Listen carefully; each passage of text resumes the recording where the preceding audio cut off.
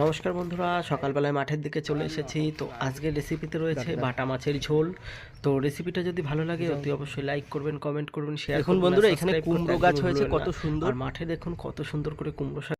এবারে আমি 4 পিস কাঁচা লঙ্কা নিয়ে নিয়েছি, আর 2 চামচ পরিমাণে গোটা সরিষা নিয়ে নেব।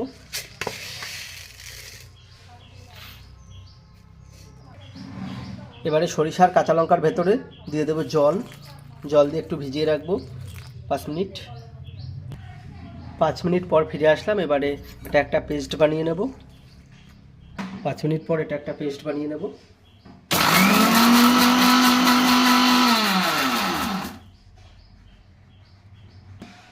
সরষে দিয়ে খুব ভালোভাবে একটা পেস্ট বানিয়ে নিয়েছি।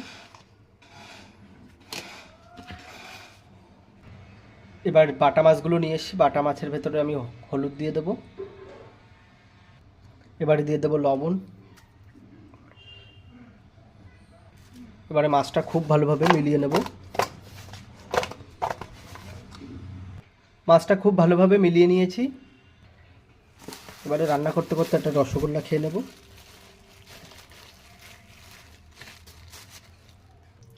এবারে গ্যাসের উপর একটা কড়াই বসিয়ে দিয়েছি, গ্যাসটা জ্বালিয়ে দেব। এবারে কড়াই গরম হওয়ার জন্য অপেক্ষা করব।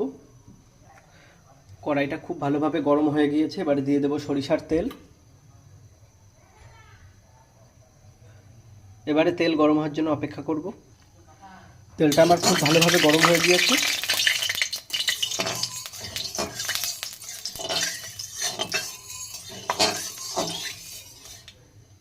এবারে আমি মাছগুলো দিয়ে দেব।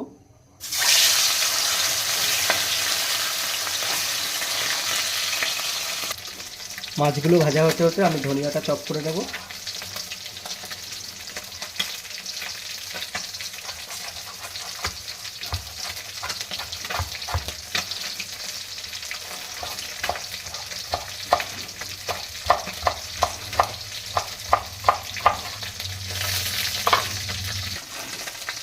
মাছগুলো আর একটু উল্টে দেবো।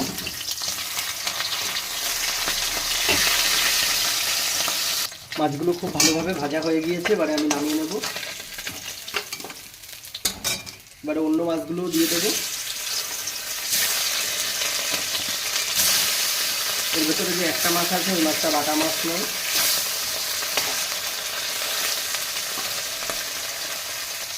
মাছটা খুব ভালোভাবে হয়ে গেছে। এবারে উল্টে দেবো।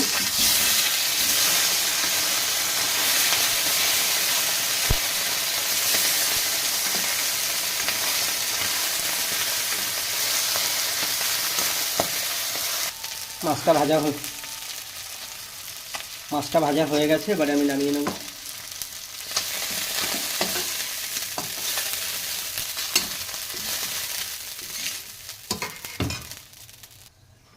এবারে আমি কড়াইয়ে আবারও সরিষার তেল দিয়ে দেব সামান্য পরিমাণে। তেল গরম হওয়ার জন্য অপেক্ষা করব। তেল খুব ভালোভাবে গরম হয়ে গিয়েছে। এবারে দিয়ে দেবো কালো জিরে আর শুকনো লঙ্কা দিয়ে খুব ভালোভাবে লঙ্কা দুটো একটু ভেজে নেব কালো করে। এবারে দিয়ে দেবো পেস্ট করে রাখা মশলাটা।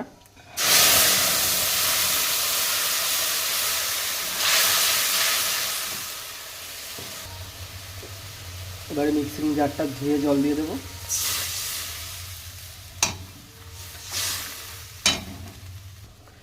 এবারে দিয়ে দেবো হলুদ। এবারে দিয়ে দেবো সামান্য পরিমাণে লঙ্কার গুঁড়ো।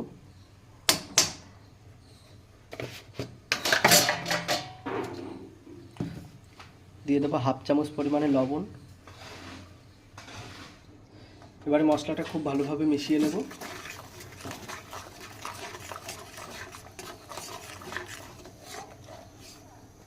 মশলাটা খুব ভালোভাবে ফোটার জন্য অপেক্ষা করব।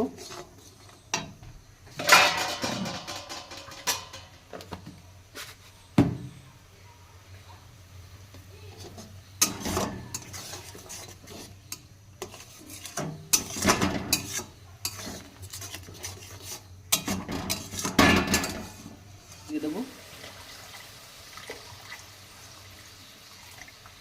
ফোটার জন্য অপেক্ষা করব। এবারে ঝোলটা খুব ভালোভাবে ফুটে উঠেছে। এবারে আমি মাছগুলো দিয়ে দেবো ভেজে রাখা।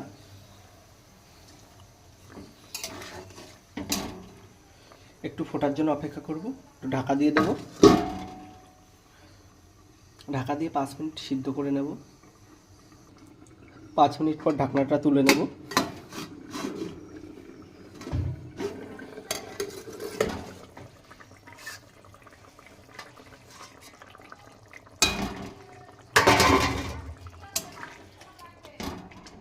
রেসিপিটা একদম রেডি হয়ে গেছে।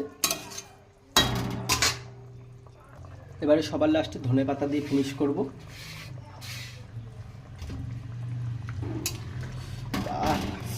দেখতে কি সুন্দর লাগছে রেসিপিটা।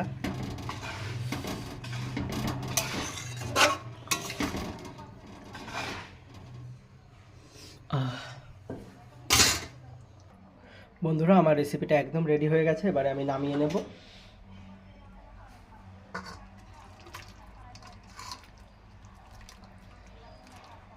দেখুন গ্রেভিটা কত সুন্দর হয়েছে।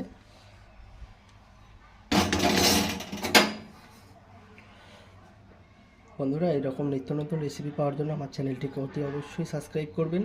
আর আমার ভিডিওটি সবার আগে পাওয়ার জন্য নিচের বেল আইকনটি ক্লিক করতে একদমই ভুলবেন না। আবারও দেখা হবে পরবর্তী কোনো একটা ভিডিওতে। ততক্ষণ আপনারা ভালো থাকবেন, সুস্থ থাকবেন। আর রেসিপিটা কেমন হয়েছে অতি অবশ্যই আমাকে কমেন্টের মাধ্যমে জানাবেন। আশা করি আপনাদের নিশ্চয়ই ভালো লাগবে। আর এইরকম নিত্য নতুন রেসিপি পাওয়ার জন্য আমাকে অবশ্যই সাপোর্ট করবেন। আর নতুন নতুন বন্ধুদের কাছে অতি অবশ্যই শেয়ার করবেন।